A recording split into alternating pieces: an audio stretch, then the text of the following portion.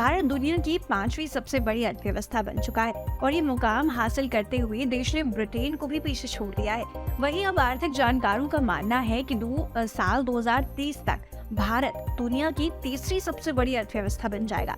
फिलहाल भारत 5वें स्थान पर है और इससे आगे अमेरिका, चीन, जापान और जर्मनी है। अगर भारतीय इकोनॉमी तीसरे स्थान पर आ जाती है तो इसका अर्थ है कि देश अर्थव्यवस्था के मामले में जर्मनी और जापान को भी पीछे छोड़ देगा।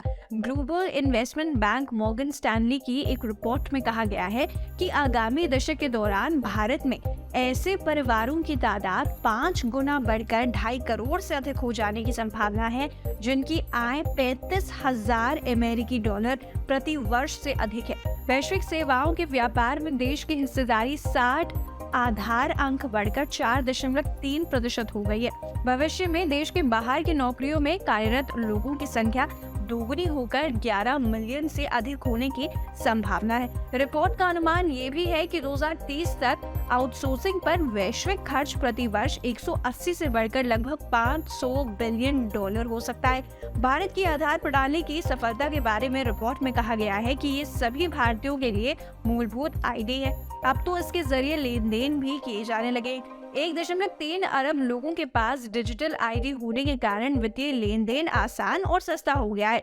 आधार ने सामाजिक लाभों के प्रत्यक्ष भुगतान को आसान बनाया है। Research and information system for developing countries के डीजी सचिन चतुर्वेदी का कहना है कि पहली बार ऐसा नहीं हो रहा है जब भारत ने ब्रिटेन को पीछे छोड़ दिया है।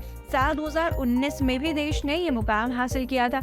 अब हम कैपिटल एक्सपेंडिचर पर फोकस कर रहे हैं और रेवेन्यू एक्सपेंडिचर कम करने पर काम कर रहे हैं। इसके अलावा रिजर्व बैंक ऑफ इंडिया की महंगाई को कम करने की रणनीति भी देश की अर्थव्यवस्था को संतुलित रूप से आगे बढ़ने में मदद करेगी और हमें अच्छे नतीजे देखने को मिलेंगे, ऐसी आशा हम जताते हैं। अब आगे देखने वाली बात होती है किस तरीके से कुछ होता है।